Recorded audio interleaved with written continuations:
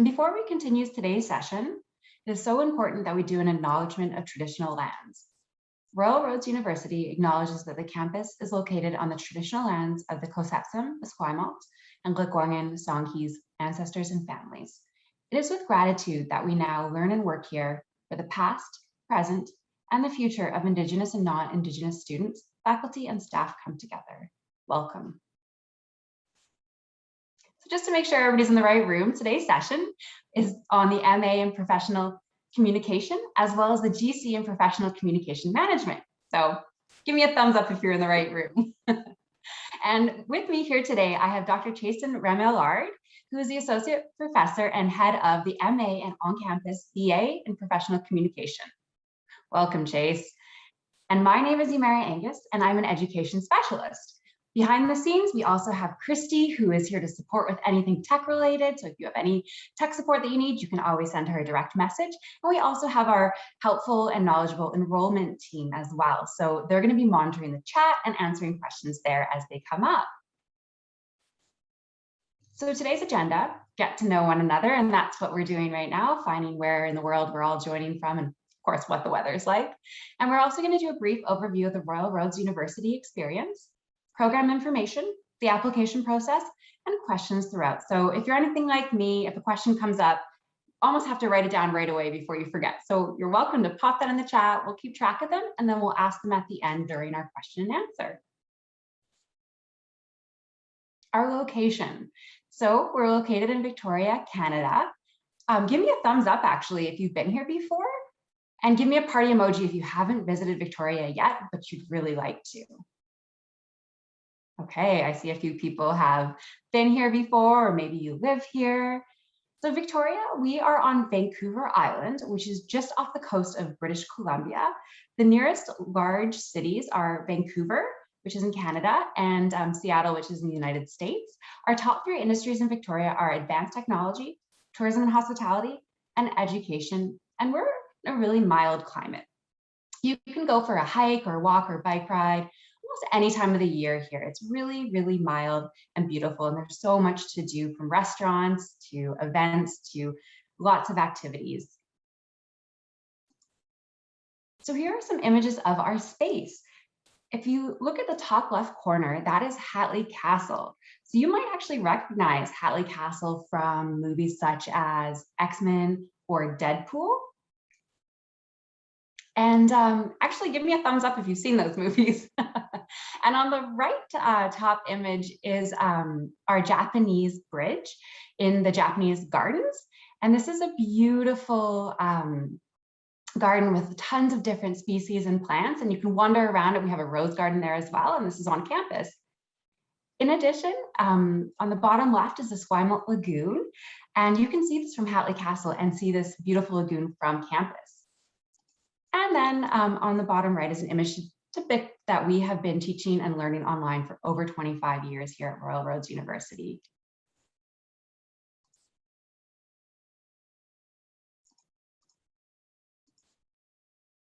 A bit more about Royal Roads. Here at Royal Roads University, first names first is so important to us. We do our best to learn your name quickly and fast. You're more than just a student number here at Royal Roads, and that's just an important part of our cohort model and how we teach at Royal Roads. And we really believe in learning together forever. So we understand that everyone here is coming from a different career path, different education, and we're all meeting here together. But we really look at your experience through things like our flexible admission, and we'll talk more about that later.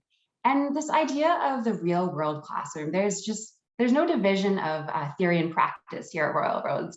It's all integrated in the learning, and things that you learn in the classroom, you can apply the very next day in your work or in your organization.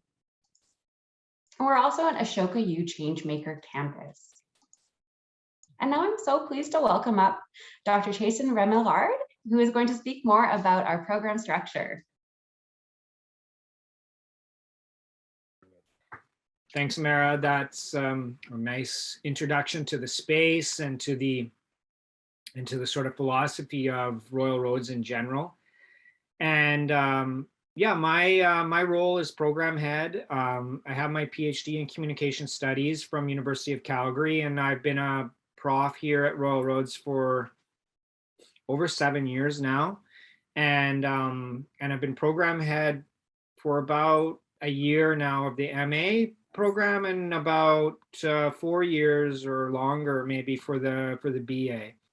And so I wanted just to run through the sort of highlights of the program and kind of answer any questions that you might have. As Amara said, like later on, you'll be able to ask your questions. But you know, the program structure is really it's divided into kind of two different types of learning environments. And so I think if we pull up the next slide, we'll sort of have a visual for that.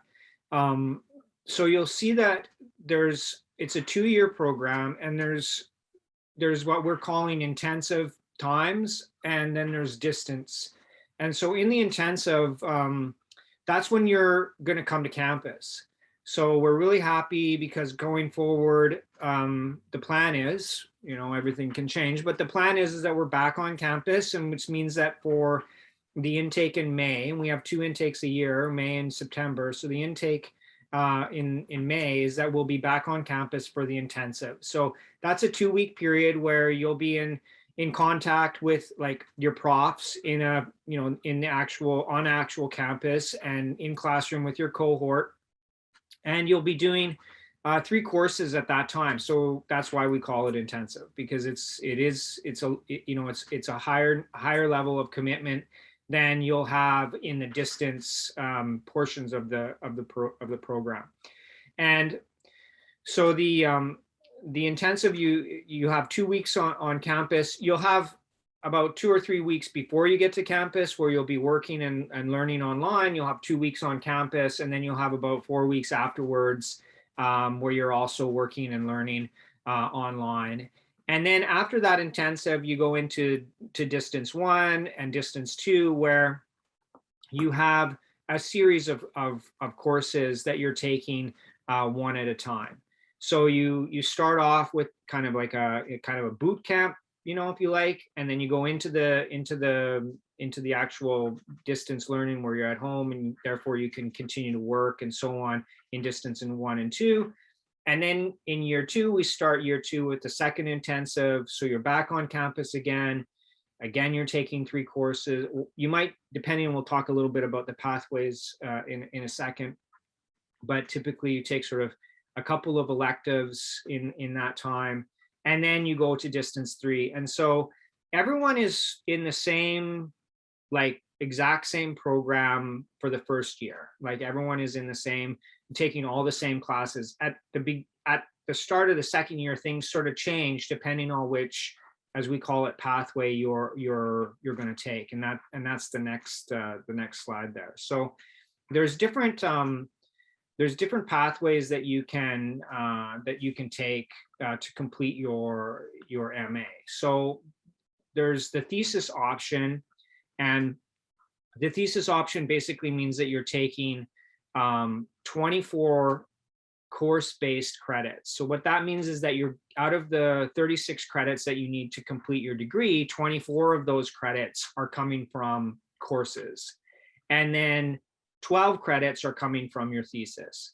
So you see that our courses are typically 3 credit courses. There's a couple that might be more than that, but they're all standard 3 credit courses. So you're basically, the thesis sort of stands in for 4 courses, right? So what that means is that you have less electives that you can choose, and you have more time in your schedule to be working on your thesis in that distance 2 in year 2. If you do the research paper option, then what you're doing is that you're taking 30 course-based credits. So you're taking 10 courses, and then you're getting 6 credits at the research paper. So the difference between a thesis and a research paper is that there's not the same level of independent study, primary data collection, and sort of like advanced examinations and so on in the research paper. So the thesis, you'd have to defend your thesis. You'd also have to have a second committee member read your thesis, and an external to the university professor or expert in the field read your thesis and provide comment on it. So those are additional steps for the thesis that you wouldn't have for the research paper. The research paper is just an extended opportunity to do primary research, but in an environment where you wouldn't have to have an external examiner, have a committee, have a defense, and so on. So for that reason, it doesn't take as long, and the expectations are not as high in terms of the level and depth of research that is required. So it's sort of a nice middle ground for people who want to dig into a topic, but they don't necessarily want to have the defense and the external examination and so on as being part of their journey. There's other people who really, for whatever reason, they really value the thesis. They want to do the thesis, and it's something that they really take kind of like personal, it has a personal importance or personal meaning for them. None of the different options or the completion tracks or pathways make any difference in terms of your employability or your ability to go on to other further graduate study. They're just different options for different types of students and different types of contexts and what people want to get out of the program. And then the third, or no particular order, but the third is the course base. So basically in the course base is that you're doing the full 30 credits within the program. And then you're also doing what we call 6 non-program electives. In other words, you're able to take any courses from any of the other programs at Royal Roads that are at a graduate level and that fit into your schedule and that you are interested in. So lots of folks might take courses from leadership. They might take courses from interdisciplinary studies. Some people take courses from the business faculty or the faculty of management, right? So there's different avenues and sort of you can tailor or kind of almost gain like a little bit of a micro credential in those 6 credits where you can focus on courses that are outside of communications but maybe complement your career goals or even your position that you're in currently. So there's a lot of flexibility in the program. Again, that's a difference between Royal Roads and a lot of other universities, is that we do allow this sort of various different pathways of completion. We don't dictate that you have to do a thesis. We don't dictate that you have to do course-based. And we provide that sort of middle between the two of them, where you could, if you wanted to, pursue primary research, but not in a thesis capacity and in a little bit less time consuming and less formally academic way as you would in a thesis. So I'm happy to answer questions. I know it's that this is kind of the tricky part of like the program is the different ways that you can complete it. So I'm happy to talk about those different options and what I would recommend for folks based upon their own context and my experience. And even though I've not been program head, I've only been program head for a year. I've been teaching in the MA program for 7. I teach the research methods class and a couple of other courses that I've developed. So I know that, and supervise people in their thesis. So I know the types of students that do well in these different completion tracks. So what kinds of courses do we offer? And again, I think I would encourage you to go and take a look at the program and the descriptions of all the courses. I don't think we have time to go into a lot of the detail of each of the different courses, but basically to kind of speak to that idea of a pracademic, or like a kind of a combination between practice and academic that the program is really strong on, it's both theory and practice. And you can see that just, we'll just sort of take, for example, intensive one as a kind of guide, as you know, a sample of what the way that the program is sort of put together to drive those two avenues of communications together, the more theoretical and academic and the more practical based. Is that in the first three courses that you take, you have introduction to communication theory, which I think that, you know, it's not a clever title, that is literally what it is, right? So it's all theory. And you know, and again, for some folks that might be intimidating because they may have been away from post-secondary for a while, or they might have come to this program from a much more practical context, right? They might not have even realized that they're doing communications until they discover that they are doing communications, and they want a credential, right? So we have people coming into the program from a variety of different educational and professional backgrounds. So communication theory is really a place where we as a school kind of say lay the ground. As a program, we sort of lay the groundwork and say this, when we say communications, we're kind of talking about this, like this is our sandbox that we all are gonna agree is communications.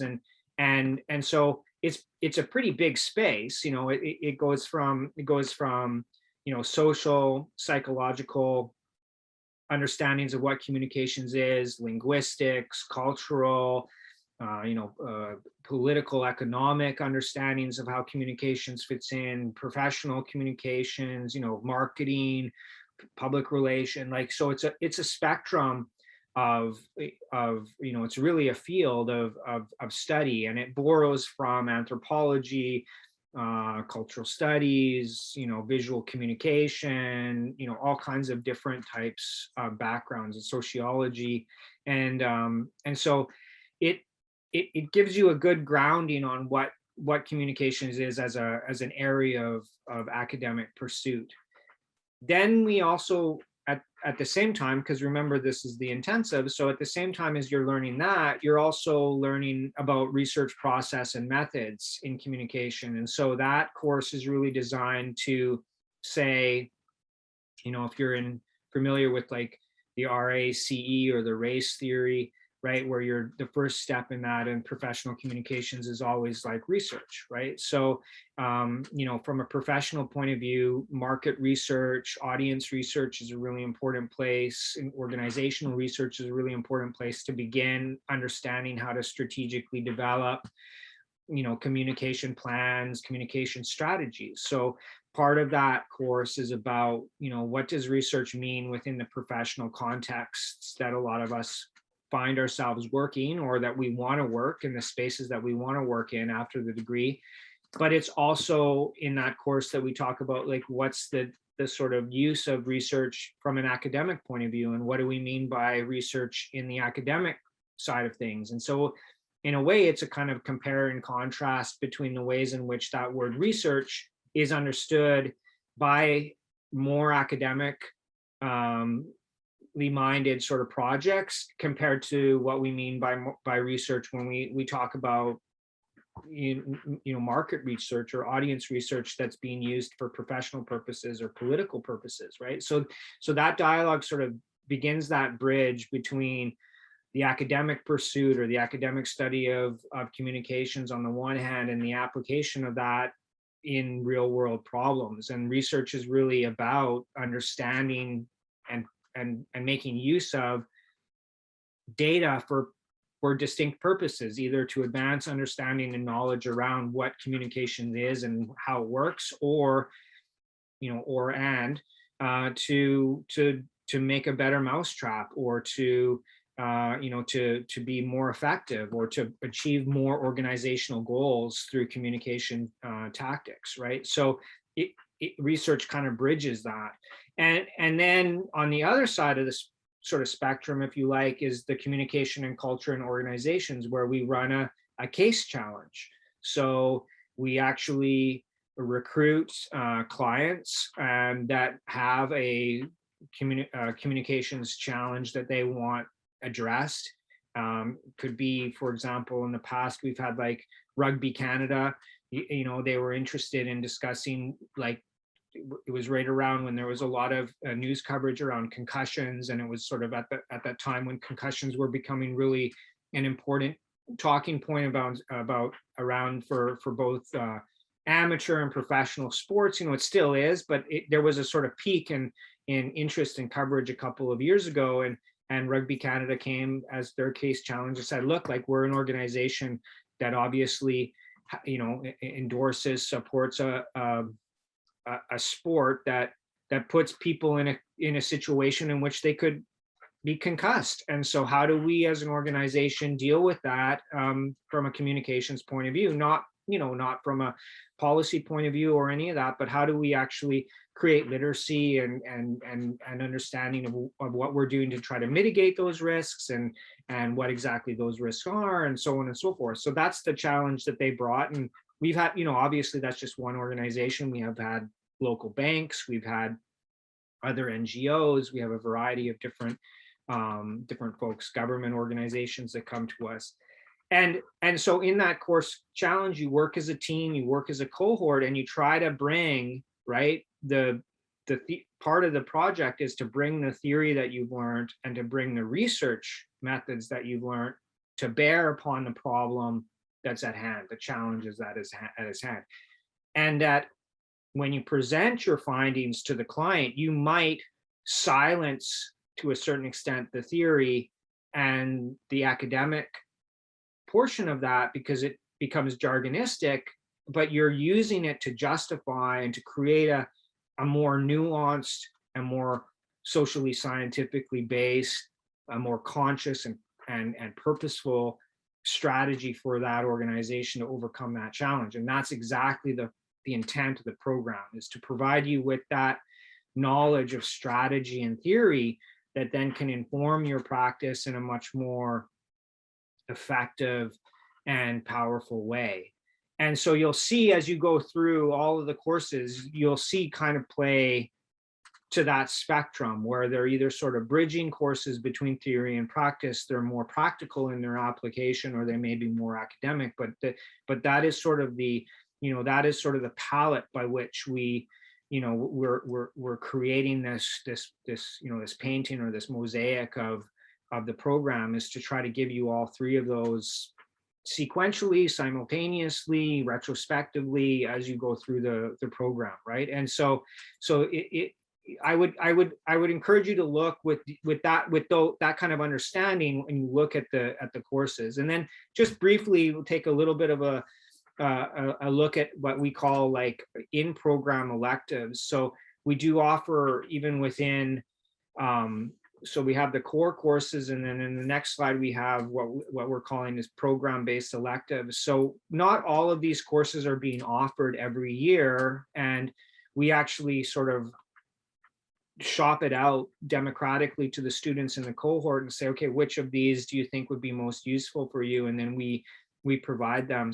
So you'll see that, like, you know, a thesis student would have 24 credits, and then they would have 12 from the thesis, whereas a research paper would have 30 course-based, right? So some of them are going to be these electives, and those electives show up in that second residency. So depending on what pathway you are, if you're course-based, you'd take all of the electives, you'd have 3 courses in that second intensive, you know, while you're on campus. If your thesis, you'd probably just have 1, right? Because then you'd be using those last 4 courses to finish off the thesis, right? So, and if you're research, then you're going to have 2, right? So it sort of, you know, some classes will have more of your cohort in them than others, as everyone's sort of filling out that those electives and those core courses as each of their pathways. And of course, we have all that mapped out. When do you have to declare? You know, all that kind of stuff is part of what the program team, which is, I see Neha's in here. I don't know if Glendora jumped in, but Neha and Glendora are like the amazing gurus of all things program planning and execution related, in terms of managing registrar's office, getting you in courses, making sure you have the credits, all those kinds of things. Those are the people who you'll be, working with. And I just saw Neha come on camera there. Maybe before we get to the questions, she could just say hi, and introduce herself. And then the last is then just sort of some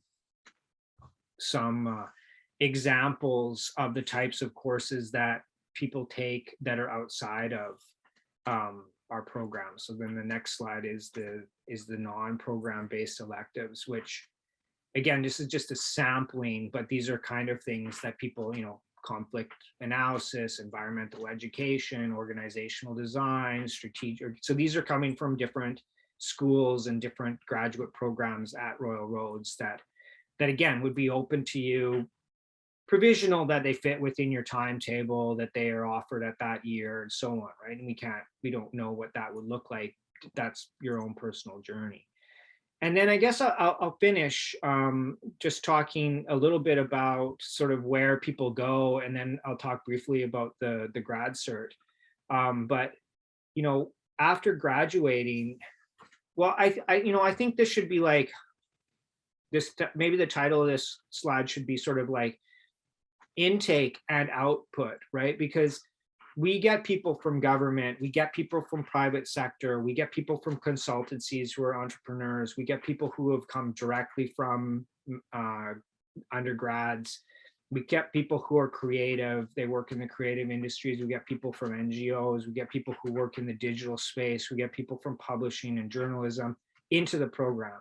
And I think that is a really powerful testament to what communications is nowadays, but it's also a really important and interesting aspect of our program compared to other grad programs. And I speak to that just knowing the types of grad programs that exist in Canada, and also going through grad programs in Canada, and knowing that in the room, when I took my MA, for example, everyone in the room were people who had come from just finishing their BA. So we were sitting as a very homogenous group of people who had largely just been students for the last sort of 4 or 5 years. And what's great about this program is that you do get people who are like that. There might be some people like that in the room right now who are interested in just continuing, and I was that way, and there's nothing wrong with that. But it becomes a much more colorful and interesting place, I think, when you have that trajectory mixed with people who have all of this other experience. And I can definitely say that as a prof, it's a really cool space to teach in, because people, you might be giving an example of a political campaign or something that you're like, I thought this was a really interesting. You say, I have somebody put up their hand and say, yeah, I worked on that. I worked on that, or a colleague of mine worked on that. And so there you have this opportunity to have such a rich discourse and dialogue around these topics with people who have come to communications from all different pathways. And therefore they go back, and people change directions, that the word that people are getting a little bit tired of, like they pivot. It is I think I think Royal Roads motto of life changing is a good one, because I think this really is exactly the case for a lot of people when they come into our program. They might come from government and they really might want to go into a creative space, or they might come from a creative space, but they want to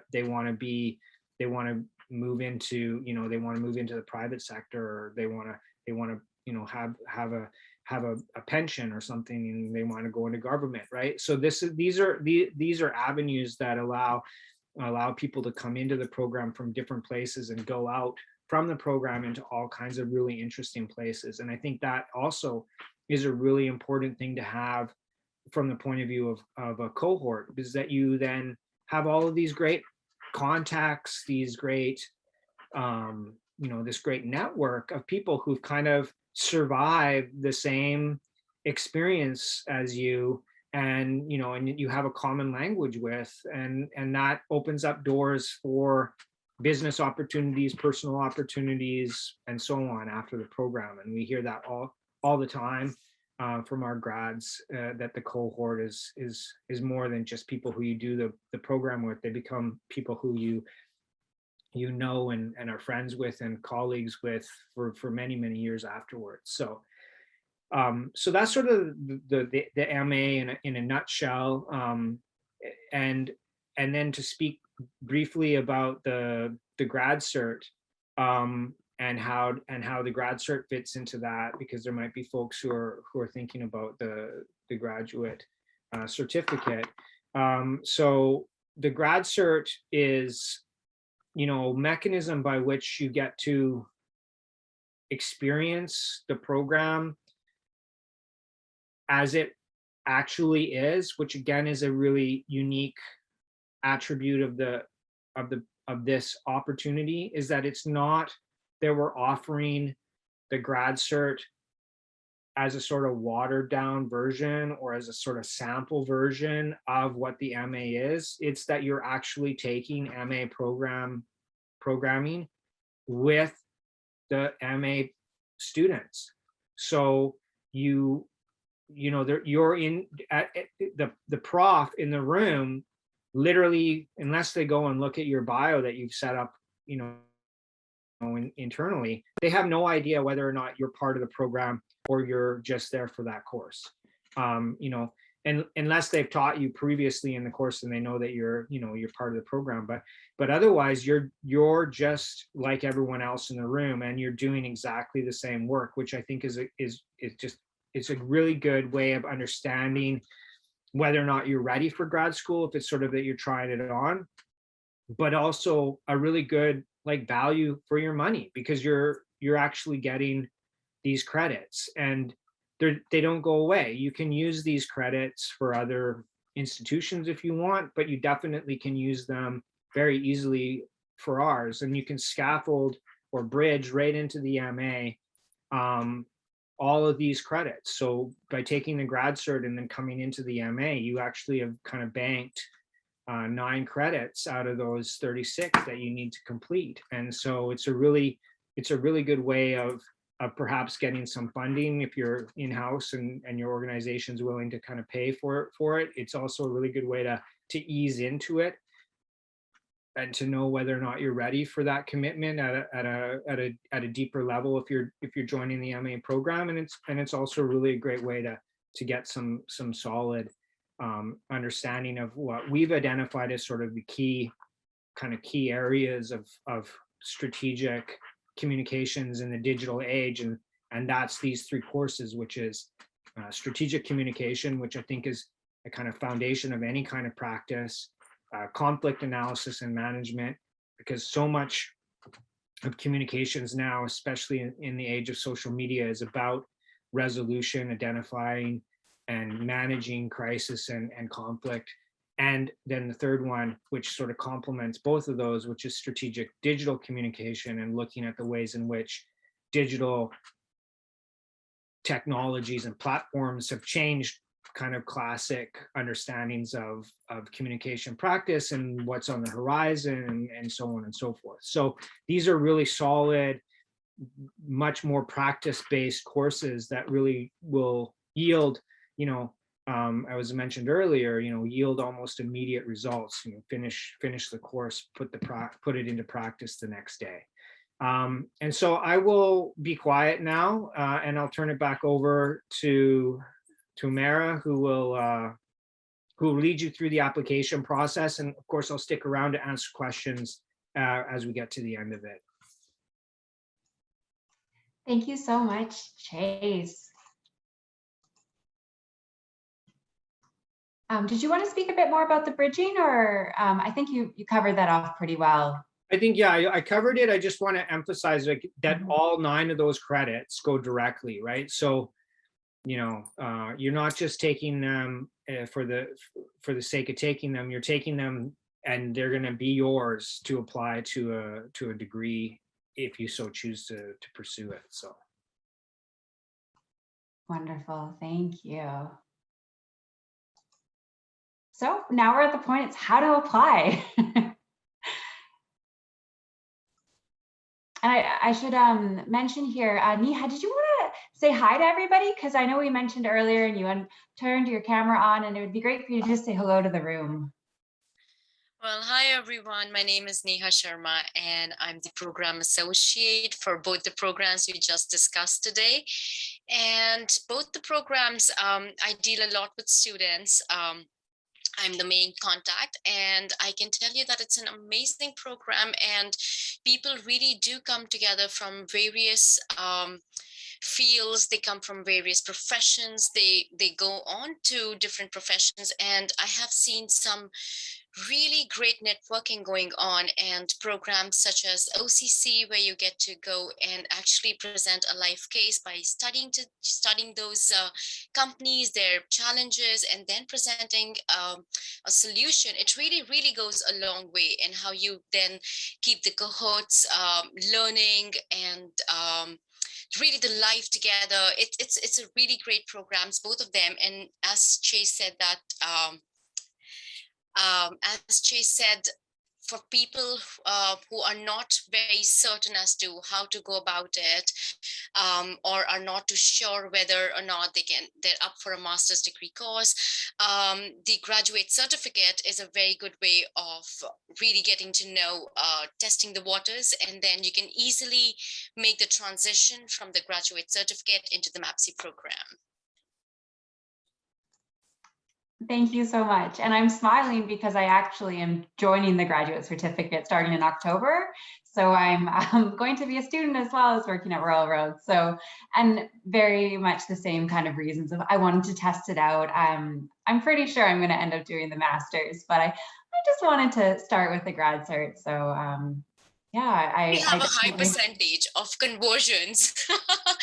People do come in and they do realize that it's such a terrific program, and our faculty is just out of this world. I would say our staff is pretty neat too. So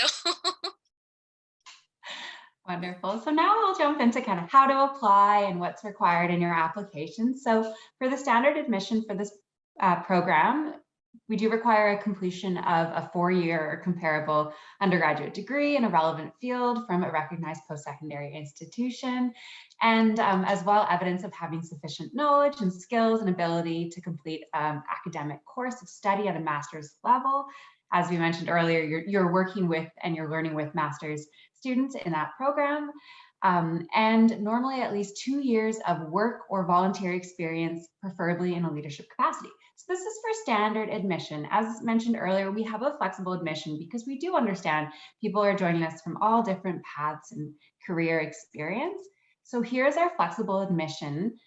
Applicants without an undergraduate degree, but more than 3 years, 90 credits of relevant post-secondary education should have at least 3 years of relevant work experience, and applicants with 2 to 3 years of relevant post-secondary education should have at least 5 years of relevant work experience in a leadership capacity.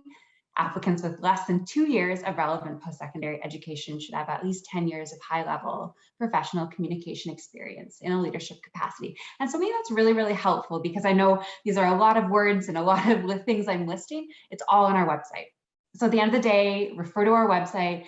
And if you have any questions of whether or not you're standard or flexible admission, connect with us, speak to an enrollment advisor. They are there to support you and help you figure out the best process to apply. And every single person's application is assessed on a case-by-case basis. So don't self-select out. We do look at every single application. We also require an academic writing and critical or it's not required, but it's highly recommended, an academic writing and critical thinking course. We have some upcoming start dates. I'm sure one of our enrollment advisors will pop in the chat. We do have one starting September 27th, 2021. We have one in October. There's lots of offerings, so you can absolutely sign up to join the academic writing and critical thinking. And there's an English language requirement. As Royal Roads University, our primary language of instruction and communication is English.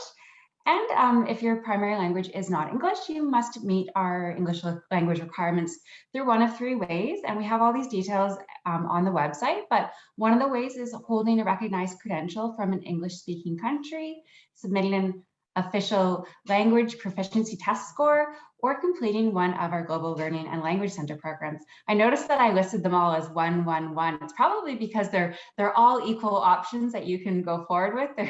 So you can check that out, as well as we do require an online application. So this is really, really easy. You go onto our website, you go to how to apply, and I'll be sending out the link later in our follow-up email. And what you do, oh, and I see it's popped in the chat there as well, thank you. So you set up an account, you apply that way, and you pay a fee of $128.81, very exact. And in addition to that, we do request some supporting documents. And on our website, I highly recommend the how to apply page because it takes you step by step on where to send these documents and how to submit them. So some of the supporting documents that are required are official transcripts. So what we mean by official transcripts is transcripts from all post-secondary institutions currently or previously attended. And it's considered official if it arrives at the university in a sealed envelope.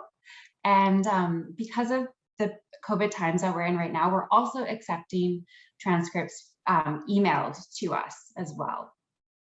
You're also required to submit a detailed resume. So what we mean by a detailed resume is it's a bit beyond what you would maybe submit for a job application. We want to really get to know you. We want to know more about your education. We want to know about your professional experience. We want you to really dive into it, more about any voluntary or unpaid work experience, any professional membership and affiliation, and any other relevant information. And as I mentioned earlier, I recently applied for this program, so I can really tell you that one of the tips that I found the best way to go through the application process is pull up the website and you'll see every single piece of information that you need and just follow it along like it's an assignment. Just follow it along of what's required on your resume and just go step by step. Another thing as well that we ask you to submit is a personal statement or a statement of intent. And what this really is your why. Why are you applying to this program? What are you hoping to bring to this program, to your cohort? What are you hoping to get out of it? What are some of your career goals? And writing this statement of intent actually really helped me understand why I was applying for the program. What was it that I wanted to do with it? And it felt really good to write it. It really solidified that this was the right program for me. And a little bit of a tip for you is write your personal statement before you ask, or before your references write the 2 letters of reference, and share your statement with them. That will really help your references because we do require both a professional and academic reference. That will help your references really understand your intent in applying for the program. And if you do have any questions about these specific things, always connect with enrollment. They're there to support you and help you, or you can pop any questions in the chat as well. How are we doing? Everybody's still here? Give me a thumbs up if you're still happy and present and oh, good. Awesome. Thank you. Okay, that's always good. It's always a good check-in. Okay, so key dates. This is really important information as well. And if anything changes around our deadlines, we always update our website. But just at a glance, for the MA in Professional Communication, the spring start date is May 2nd, 2021, and the application deadline is February 2nd. Oh, I think I just got that confused. It's February 2nd. Oh, it'd be May 2nd, 2022. Sorry about that. So that's coming up this spring. I can't believe it's already 2022. Give me a party emoji if we're all in the same boat. How is it already almost 2022? So a fall start date is September 26th, 2022. So that's for next September. And the application deadline is June 26th, 2022. And as well, if you're looking to apply for the Grad Cert in Professional Communication Management, the start date is October 10th, 2022. So that's the next fall. I'll be starting this fall. And if you're applying for it, you'll be starting next fall. And the application deadline is July 10th. Wow, that's a lot of dates. It's all on our website. So don't worry about remembering this or making sure you jotted it down correctly. And we understand that financial aid and your education, it's a big investment. It really is. So that is why we have a whole department of financial aid there to support you I highly recommend, if you're looking into different things like loans or awards, research scholarships, or other funding, check out the financial aid Royal Roads website, and you can always set up an appointment and connect with a financial aid and award specialist and kind of talk about your situation and have them support you. And application support. Our enrollment advisors, I know you've met some of them in the chat there, they're here to help you with going through programs and finding which one is the best fit for you, how to apply, whether or not you're standard or flexible admission, they're there to support. So connect with them by email directly if you have any questions. And here's how you connect with them. So if you're a domestic student, you would want to reach out to learn.more@royalroads.ca. And if you're coming in internationally, you would like to connect with learn.more.international@royalroads.ca. Now we're coming up to the very end of our session, but we still know that there's probably some questions. So I'm going to stop sharing my screen. I'm going to invite Chase back up and we're going to go through some questions.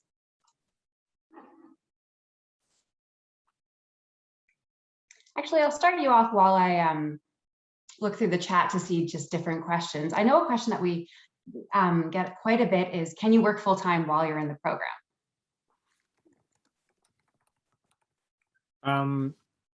Yes. So many of our students choose to come to Royal Roads because of the fact that you can work while you're in this. Now, there's a little bit of a caveat to that, which is that during the intensives, right, at the start of the program and at the start of the second year, where you're going to be on campus for 2 weeks and you're doing 3 courses, you'd want to make sure that you're taking those 2 weeks sort of as vacation if you could, or getting a leave from your work, because during those 2 weeks it's pretty much like it's a kind of like a full-time plus experience.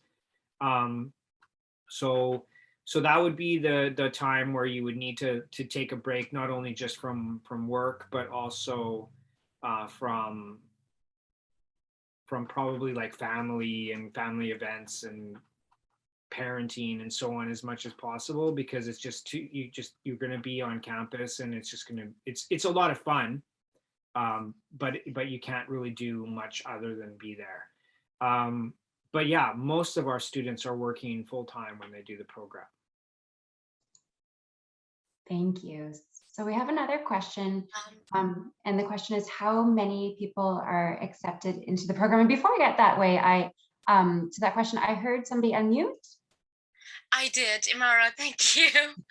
So, yes, so most of our students are working professionals, and like Chase said, it's only 2 for every residency. We usually do have 2 weeks in between. So if you were to go and see the calendar or the program schedule, you will notice that if you have it in front of you, if not, I can actually pull it right.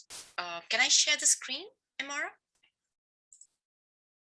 Okay, just a moment. I'm going to share my screen, and this is just to give you an idea that the part that you see here, so from 13th of June to June 24th, where it says on campus, and it's very clearly demarcated in a different color.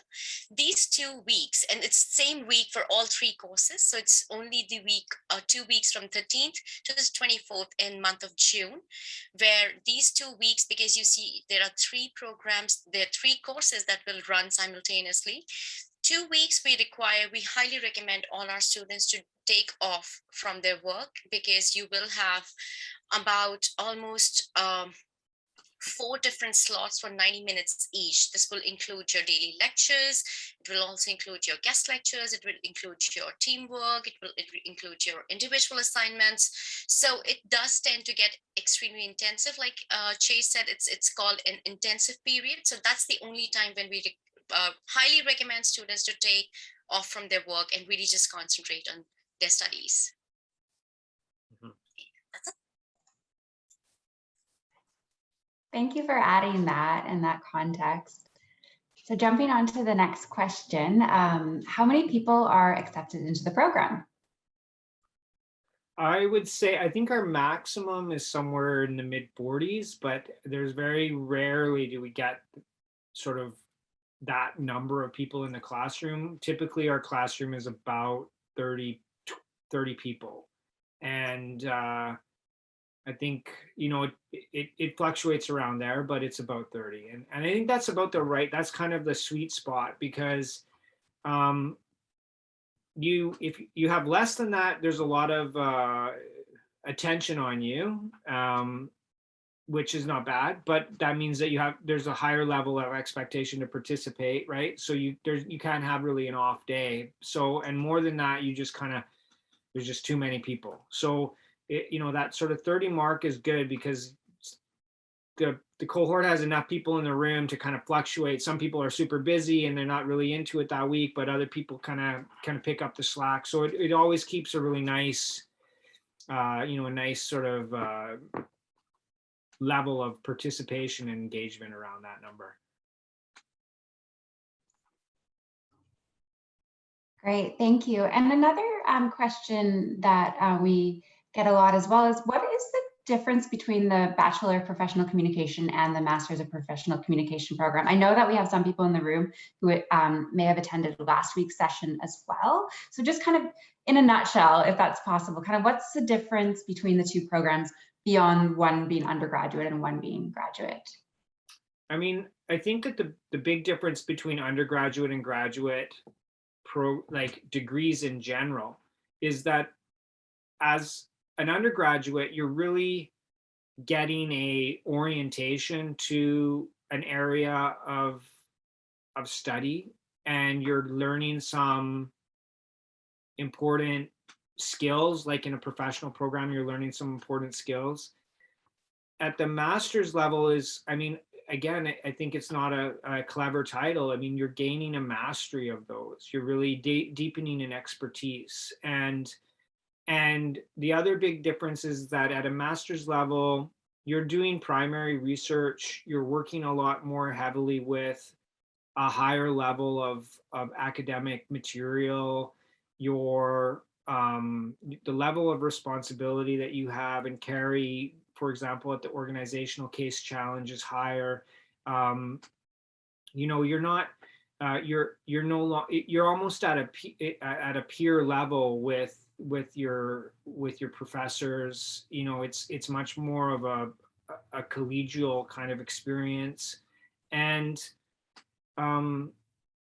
you just go deeper into the study, and you really gain a much higher level of perspective than you do in an undergraduate. So I think, practically speaking, the MA also is sort of a higher level of thinking about theory and practice than at the undergrad, because there's an expectation that people will have practiced communications enough to kind of understand what it is, and they really want to know how to take it to the next level, or even to maybe better understand what they've been doing and why it works. And at an undergrad, you're just sort of getting your feet under you in terms of what it means to do communications and how to do it effectively. Thanks, Chase. And the last question of the day that somebody direct messaged me is, how many hours a week would we need to spend for success in the at-home portions of the program? Well, I mean, I think it depends on what you mean by success, because everyone has different definitions of success. I think that a good kind of rule of thumb is that courses are kind of designed to be about 100 to 120 hours of commitment per course. So if you're thinking of that over a 10-week period, then you're thinking sort of 10 hours a week. So, a couple out, an hour and a half a day kind of thing. But there are people who are going to come into the program who maybe did very well in their undergraduate. They're just predisposed academically, they're just kind of just on top of things, and they read stuff faster and they understand things quicker. And so for them, the reading portion of it might not be an issue, but they might struggle with like writer's block. And so it might take them for, hours upon hours to write something. Whereas someone who's coming from a professional background might take a little bit longer to read stuff, but then when it comes to writing, they can really, you kind of pound it out and not have to edit it, right? So everyone's tale is sort of different. And I think the key thing is I would really recommend sort of acknowledging that it's a big change, making sure that you have the support to be able to do it, both from your professional context, but also from a personal context, and that you have, if you're with somebody, that your partner is on board with it, and that, that there's an acknowledgement that this is going to cut into personal time, right? Because it is a commitment. And I think just also keeping perspective, and you can't be 100% on every assignment all of the time, and every reading all of the time, and every forum post all of the time. The expectation to do that will create a higher level of effort than is needed. And so you have to really triage and recognize where the key areas of emphasis are that are going to yield the most benefit for you, however you want to define that. It might be GPA, but it might also be just interest, and just keep things in perspective, and keep a sustainable practice. And if that means some days that you might have a week where you work you might work double the number of hours than you did, but then you might have a week where you only work a few hours. And so just sort of keeping that in mind, and I think is the best way to think of it. I don't think there's a magic formula where you can say, oh, I did my 10 hours, and so therefore I'll be okay this week. I think you just have to kind of work with it, and keep and don't underestimate it, but don't overestimate it either. We know I said that was our last question, but I do have a good question that came in the chat. So I do understand it's 1 o'clock. If anybody has to pop out, we are recording it. But the last question is, what is the uptake of international students in this program? What's kind of the balance of international students versus students that are coming right out of Canada? Yeah, I think we typically have, I want to say, sort of a small number of consistently there's a number of people in the program who come internationally. And I would say that maybe it's around 7 to 12% of the students are international. So there's always a few folks that are international in the program. I think if you're wanting a more international mix of student experience, then you should definitely check out the MA in International and Intercultural Communications, because that is the flip.